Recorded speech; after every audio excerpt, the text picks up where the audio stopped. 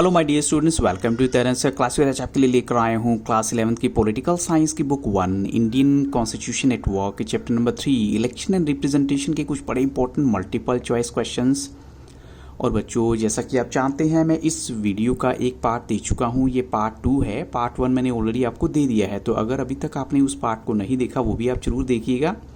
और साथ में क्लास 11th की पॉलिटिकल साइंस के अलावा इंग्लिश का डाटा भी अवेलेबल है, उसे भी आप जरूर विजिट कीजिएगा। तो देखिए, फर्स्ट क्वेश्चन आपको बताना है यहाँ पर, who decides which constituency is to be reserved. आपको बताना है कि कौन डिसाइड करता है कि किस कॉन्स्टिट्यूएंसी को रिजर्व किया जाना चाहिए। ऑप्शन आपके सामने है, election commission, delimitation commission, commission of the winner party या फिर प्रेसिडेंट। तो बच्चों, यहाँ पर आपको क्या लगता है करेक्ट आंसर होना चाहिए? So the right answer for this question is delimitation commission, जिसका काम होता है कि कौन सी कॉन्स्टिट्यूएंसी जो है वो रिजर्व की जानी चाहिए। ये सारा का सारा काम डेलिमिटेशन कमीशन को देखना होता है। क्वेश्चन नंबर 27 में देखिए, what is true about the delimitation commission. Delimitation commission के बारे में क्या बात बिल्कुल सही है? It is appointed by the president of India. It is appointed but in fact it is appointed by the PM of India. जैसे कि हम कह सकते हैं, पहले में है प्रेसिडेंट और दूसरी है पीएम। थर्ड ऑप्शन में क्या है, it works in collaboration with the election commission of India. और डी ऑप्शन है बोथ एएनसी। तो बच्चों, यहाँ पर करेक्ट आंसर है डी ऑप्शन बोथ एएनसी, यानी इसको अपॉइंट करता है प्रेसिडेंट हमारा, और साथ में ये वर्क करता है collaboration with the election commission of India. तो अब चलते हैं, कोलैबोरेशन को भी आपको मतलब बता देता हूँ कि मिलजुल के काम करता है इलेक्शन कमीशन के साथ। क्वेश्चन नंबर 28 में देखिए, why is delimitation commission appointed. अब देखिए, डेलिमिटेशन कमीशन को अपॉइंट करने का रीज़न क्या है? तो it is appointed for conducting the election in the village, और it is appointed for drawing up the boundaries of the constituency all over the country। और थर्ड ऑप्शन आता है, it is appointed for drawing up the boundaries of the constituencies all over the village, यानी गांव की constituency की boundary को fix करना, या फिर नन ऑफ दीज। तो बच्चों, यहाँ पर करेक्ट आंसर आएगा ऑप्शन बी, यानी जो इसको अपॉइंट करने का मेन रीज़न होता है कि जो हमारी कंट्री की पूरी कॉन्स्टिट्यूएंसीज है उनकी बाउंड्रीज को फिक्स किया जाता है, ताकि जो है उसी हिसाब से सीट्स को डिवाइड किया जाए। क्वेश्चन नंबर 29 में देखिए, what is the true test of any election system. किसी भी इलेक्शन सिस्टम का ट्रू टेस्ट क्या होगा? To choose right candidate, to choose right parties, to ensure a free and very costly election process, और D option है to ensure a free and fair election process. तो बच्चों, यहाँ पर correct answer है option D, यानी free और fair election करवाना ही जो है किसी भी इलेक्शन सिस्टम का ट्रू टेस्ट हो सकता है, उससे बेटर कुछ हो ही नहीं सकता। क्वेश्चन नंबर 30 में देखिए, what is the proportion of Muslim population in India. आपको मुस्लिम पॉपुलेशन की प्रोपोर्शन बतानी है कितनी है। ऑप्शन आपके सामने हैं, जो आपकी अकॉर्डिंग टू द टेक्स्ट चलेंगे, 12%, 13%, 14% या फिर 13.5%। तो बच्चों, यहाँ पर थोड़ा सा वेरिएशन कई बार आ जाता है, तो एग्जैक्ट आंसर है बट आपकी बुक के अकॉर्डिंग 13.5% यहाँ पर।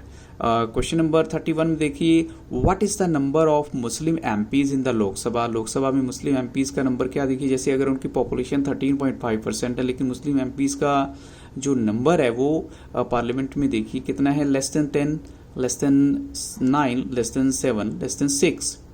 तो बच्चों, यहाँ पर करेक्ट आंसर है लेस देन 6, यानी कि अकॉर्डिंग टू पॉपुलेशन उनका नंबर जो है थोड़ा सा कम है।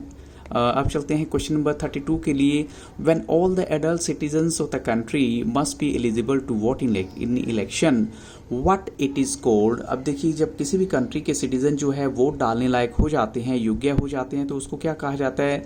इलेक्शन प्रोसेस, या फिर वोटर्स रोल, या फिर वोटर्स लिस्ट, या फिर universal adult franchise.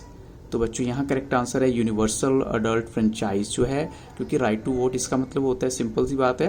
Question number 33 में देखिए, टिल 1989 एक adult Indian meant an Indian citizen above the age of, यानी 1989 तक जो है जो एडल्ट सिटीजन है उसकी एज क्या मानी जाती थी। ऑप्शन आपके सामने है 19 ईयर्स, 20 ईयर्स, 21 ईयर्स या फिर 18 ईयर्स। तो बच्चों, यहाँ पर करेक्ट आंसर है 21 ईयर्स, यानी तब तक 21 ईयर ही मानी जाती थी, लेकिन उसके बाद इसको कम कर दिया गया था। अब चलिए देखते हैं नेक्स्ट क्वेश्चन क्या है। How the age was reduce to 18 years from 21 years for voting और एडल्ट सिटीजन, यानी इस एज को जो है कैसे रिड्यूस कर लिया गया, किसके द्वारा किया गया? Bye the president, by the PM, by the constitutional amendment of 1990 और by the constitutional amendment of 1989। तो बच्चों यहाँ पर करेक्ट आंसर है ऑप्शन डी, क्योंकि जैसा कि मैंने पहले बताया कि सेम ईयर में जो है थोड़ा सा चेंज आया था। 1989 में जो है उस एज को रिड्यूस करके अब 18 ईयर्स कर दिया गया था, जो एडल्ट सिटीजन की कैटेगरी में आएंगे। तो अब चलते हैं क्वेश्चन नंबर 35 के लिए। What is true of right to vote is also true of, यानी जो बात राइट टू वोट के लिए बिल्कुल सही है वही बात किस चीज़ के लिए भी सही है। तो आपको इस ब्लैंक को फिल करना है। Right to liberty, right to speech, right to contest elections या फिर राइट टू लिव। तो बच्चों यहाँ पर इसका करेक्ट आंसर है राइट टू कंटेस्ट इलेक्शंस। जैसे कि राइट टू वोट को लेकर हम कह सकते हैं बिल्कुल सही है ये बात, वैसे ही राइट टू कंटेस्ट इलेक्शंस यानी कोई भी जो है इलेक्शन लड़ सकता है इसके लिए। अब चलते हैं क्वेश्चन नंबर 36 के लिए। In order to stand for Lok Sabha और असेंबली इलेक्शंस क्या जो है एज होनी चाहिए किसी कैंडिडेट की कम से कम उस इलेक्शन को लड़ने के लिए? 20 ईयर्स, 25 ईयर्स, 30 ईयर्स या फिर 35 ईयर्स। तो बच्चों यहाँ पर करेक्ट आंसर है कि उसकी एज कम से कम होनी चाहिए 25 ईयर्स, यानी ऑप्शन बी इसका correct answer. According to the legal provision, यानी क्वेश्चन नंबर 37 में पूछा गया अगर किसी लीगल प्रोविजन की बात करें, कानूनी रास्ते की बात करें, तो a person is disqualified to contest election, यानी किस पर्सन को इलेक्शन लड़ने का राइट नहीं होगा उसको डिसक्वालीफाई कर दिया जाएगा। ऑप्शन आपके सामने है। अगर वो अंडर एज है और he has gone to prison for at least 2 years और he cheats anyone, और वो झूठ बोलता है, या फिर ये रीज़न हो सकता है। तो बच्चों अगर हम कहें कि लीगल प्रोविजन की बात है तो इसलिए यहाँ पर करेक्ट आंसर है आपका ऑप्शन बी। अगर वो कम से कम 2 साल जेल के लिए गया है तो उसको डिस्क्वालीफाई कर दिए जाते हैं इलेक्शन लड़ने के लिए। क्वेश्चन 38 में देखिए, what is the most important effort that has been made in India to conduct the free and fair elections, यानी अच्छी और साफ सुथरे इलेक्शन करवाने के लिए क्या जो है एफर्ट किए गए हैं। तो ऑप्शन आपके सामने है। एजुकेटेड कैंडिडेट्स जो है वो इलेक्ट किया जाता है उनको, या ऑनेस्ट कैंडिडेट को चूज़ किया जाता है, या फिर सोशेबल कैंडिडेट्स जो हैं उनको इलेक्ट किया जाता है, या फिर the creation of the independent Election commission जो कि सुपरवाइज करता है और इलेक्शन को कंडक्ट करवाता है। तो बच्चों यहाँ पर करेक्ट आंसर है ऑप्शन डी, यानी जो इंडिपेंडेंट इलेक्शन कमीशन है उसकी क्रिएशन की गई है, जिसका काम होता है पूरी इलेक्शन प्रोसेस को सुपरवाइज करना, देखना और साथ में इलेक्शंस को भी कंडक्ट करवाना। अब चलते हैं क्वेश्चन नंबर 39 के लिए। Which article of the Indian Constitution provides for an independent Election Commission for the superintendence और फिर डायरेक्शन और control of the electoral roll and the conduct of election in India, यानी कौन सी आर्टिकल है constitution के अंदर दी गई जो इन सब चीज़ों के लिए अलाउ करती है। ऑप्शन आपके सामने है। आर्टिकल 324, आर्टिकल 333, आर्टिकल 370 या आर्टिकल 302। तो बच्चों वो करेक्ट आंसर है ऑप्शन ए। आर्टिकल 324 जो है वो कहती है कि जो इलेक्शन कमीशन ऑफ इंडिया है वो सुपरिंटेंडेंस भी करे, डायरेक्शन भी दे और साथ में पूरे इलेक्टोरल रोल को कंट्रोल भी करे और साथ में इलेक्शंस भी कंडक्ट करवाए। तो वो है आर्टिकल 324। अब चलते हैं क्वेश्चन नंबर 40 के लिए। Who has been appointed in every state to assist the election commission of India, यानी किसकी अपॉइंटमेंट की जाती है हर स्टेट के अंदर ताकि वो इलेक्शन कमीशन ऑफ इंडिया की हेल्प कर सकें। तो ऑप्शन आपके सामने है। Chief electoral officer, chief election commissioner, the superintendence of election और नन ऑफ दीज। तो बच्चों यहाँ पर करेक्ट आंसर है ऑप्शन ए, वो होता है चीफ इलेक्टोरल ऑफिसर की जो है अपॉइंटमेंट की जाती है जो इलेक्शन कमीशन ऑफ इंडिया की हेल्प करता है। अब चलते हैं क्वेश्चन नंबर 41 के लिए, यानी कब से we have a multi member election commission in India, यानी कब से जो है इंडिया में मल्टी मेंबर इलेक्शन कमीशन है। इससे पहले यानी हम कहेंगे सिंगल मेंबर था। तो ऑप्शन आपके सामने है 1993 या सिंस 1995, सिंस 1996, 1994। तो बच्चों यहाँ पर करेक्ट आंसर है सिंस 1993, यानी तब से लेकर अब तक जो है हमारे यहाँ मल्टी मेंबर इलेक्शन कमीशन है। यानी उसमें क्या होगा, एक चीफ इलेक्शन कमिश्नर होगा और साथ में दूसरे इलेक्शन कमिश्नर्स भी होते हैं, बस उनकी पावर सेम होती है, चाहे पोस्ट का थोड़ा सा डिफरेंस है। क्वेश्चन नंबर 42 में देखिए, who presides over the election commission, यानी इलेक्शन कमीशन को कौन जो है प्रिसाइड ओवर करता है। प्रिसाइड ओवर का मतलब पूरा उसका जो कंट्रोल उसके हाथ में होता है। तो वो है prime minister, president, election commissioners या फिर चीफ इलेक्शन कमिश्नर।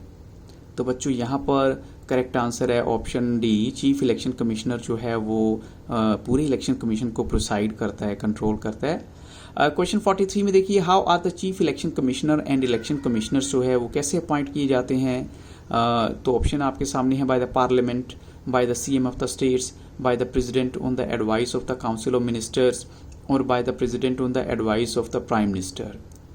तो बच्चों यहाँ पर करेक्ट आंसर है ऑप्शन सी, यानी प्रेसिडेंट की देखरेख में उनकी अपॉइंटमेंट होती है, लेकिन एडवाइस किसकी होती है, पूरी काउंसिल ऑफ मिनिस्टर की एडवाइस होती है उसमें। अब चलते हैं क्वेश्चन नंबर 44 के लिए, what is true about the tenure of the chief election commissioner and the election commissioners.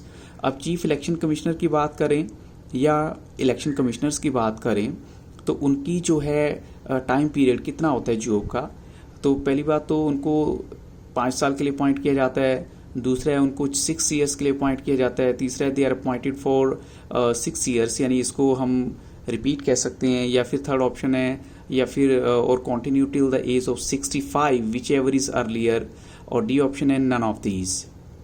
तो बच्चों क्या करेक्ट आंसर होना चाहिए, तो अगर हम देखें तो यहाँ करेक्ट आंसर आएगा ऑप्शन सी कि दोनों ही पॉइंट कंसीडर किए जाएंगे, सिर्फ बी ऑप्शन हम कंसीडर नहीं करेंगे, यानी उनको 6 ईयर्स के लिए अपॉइंट किया जाता है या फिर जब तक उनकी एज जो है 65 नहीं हो जाती तब तक वो अपनी पोस्ट पे बने रहते हैं। अगर उनके टाइम पीरियड के दौरान उनकी एज 65 हो जाती है तो तब भी जो है उनको रिटायर कर दिया जाता है, चाहे उनका थोड़ा टाइम पीरियड पड़ा ही क्यों ना हो। अब चलते हैं बच्चों नेक्स्ट क्वेश्चन के लिए। इन द पास्ट 55 ईयर्स अगर हम बात करें तो how many Lok Sabha elections have been held so far, यानी कितने इलेक्शंस अब तक हो चुके हैं 55 ईयर्स, अब तो मोर देन 55 ईयर, लेकिन हम टेक्स्ट बुक के अकॉर्डिंग चल रहे हैं। तो ऑप्शन आपके सामने है 13, 14, 15 या फिर 16। तो बच्चों यहाँ पर करेक्ट आंसर है 14 इलेक्शन हो चुके हैं। अब चलते हैं क्वेश्चन नंबर 46 के लिए, why did election commission face a difficult situation, जब जो है उनको पोस्टपोन करने पड़े थे इलेक्शन प्रोसेस मिडवे इन 1991। तो क्या रीजन था उसकी जगह। ऑप्शन आपके सामने है, when ex prime minister Mrs Indira Gandhi was assassinated, और when ex prime minister Mr Rajiv Gandhi was assassinated, और जब कैबिनेट जो है वो डिसॉल्व हो चुकी थी all of a sudden due to flood, या फिर व्हेन द पीपल रिवोल्टेड। तो बच्चों यहाँ करेक्ट आंसर है ऑप्शन बी, जब all of a sudden Rajiv Gandhi जो है उनको असैसिनेट कर दिया गया था, उनकी डेथ कर दी गई थी। अब चलते हैं question number 47, why did the election commission decide to postpone the Gujarat state assembly elections for a few months. अब देखिए आपको बताना है कि गुजरात में भी जो असेंबली इलेक्शन जो है कुछ वक्त के लिए पोस्टपोन किए गए थे, ऐसा क्यों हुआ था। तो ऑप्शन है बिकॉज ऑफ अनप्रेसिडेंटेड वायलेंस, यानी ऐसा वायलेंस जो पहले कभी हुआ ही नहीं था, और because there was no possibility to conduct free and fair election, या फिर हम कहें ओनली ए ऑप्शन राइट है, या बोथ ए एंड बी दोनों ही करेक्ट हैं। तो बच्चों यहाँ करेक्ट आंसर है ऑप्शन डी। एक्चुअली आपकी 11th क्लास की बुक में ये रीज़न नहीं बताया गया, तो ये उस टाइम की बात हो रही है जब वहाँ पर वायलेंस हुआ था ड्यू टू जो अयोध्या में जो बाबरी मस्जिद को गिरा दिया गया था, तो हिंदू और मुस्लिम का वायलेंस हो गया था उनका आपस में, इसी वजह से इलेक्शंस को भी थोड़ा डिले कर दिया गया। क्वेश्चन 48 में देखिए, which of the following resembles most a direct democracy, यानी इनमें से कौन सी बात ऐसी है जो डायरेक्ट डेमोक्रेसी का सबसे बड़ा एग्जाम्पल है। तो ऑप्शन आपके सामने है, discussing in a family meeting, और election of the class monitor, और choice of candidate by a political party, और decisions taken by the gram sabha. तो बच्चों यहाँ करेक्ट आंसर है ऑप्शन डी, जो ग्राम सभा डिसीजन लेती है वो डायरेक्ट डेमोक्रेसी का सबसे बढ़िया एग्जाम्पल है। और क्वेश्चन नंबर 49 में देखिए, which of the following task are not perform by the election commissioner, election commission के द्वारा कौन से टास्क परफॉर्म नहीं किए जाते। प्रिपेयरिंग द इलेक्टोरल रोल, और नॉमिनेटिंग द कैंडिडेट, और setting up the polling booths, और सुपरवाइजिंग द पंचायत इलेक्शंस। तो बच्चों यहाँ पर करेक्ट जो ऑप्शन है वो है सुपरवाइजिंग द इलेक्शन कमीशन, यानी पंचायत के जो इलेक्शंस हैं उनको इलेक्शन कमीशन का कोई वो नहीं रोल होता उसमें देखना। अब चलते हैं बच्चों नेक्स्ट क्वेश्चन के लिए, विच of the following is a common to the method of election of the Rajya Sabha and Lok Sabha. दोनों में से कौन सी चीज़ें ऐसी हैं जो कॉमन है लोकसभा और राज्यसभा के इलेक्शन के लिए। हर सिटीजन की जो एज है वो 18 ईयर्स होनी चाहिए एज एन एलिजिबल वोटर, और voter can give preference order for different candidates, और every vote has equal value, और the winner must get more than half the vote. तो बच्चों यहाँ पर करेक्ट आंसर है ऑप्शन ए, क्योंकि देखिए हर इलेक्शन के लिए 18 साल की एज फिक्स है, चाहे वो लोकसभा का है या फिर राज्यसभा का है इलेक्शन, लेकिन कैंडिडेट के लिए जो वोटिंग लिस्ट है या वोटिंग एज है वो 18 साल फिक्स है उसमें। क्वेश्चन 51 में देखिए, in the first past the post system that candidate is declared winner, यानी किस कैंडिडेट को विनर डिक्लेयर किया जाता है, who secures the largest number of postal ballots और who belongs to the party that has the highest number of votes in the country और who has more votes than any other candidate in the constituency और attains the first position by securing more than 50% votes। तो बच्चों ये first past the post system की एक बहुत बड़ी बात है। तो यहाँ करेक्ट आंसर क्या होना चाहिए? इस the right answer is option C, जहाँ पर उसके पास ज़्यादा वोट होती हैं then other candidate in the constituency.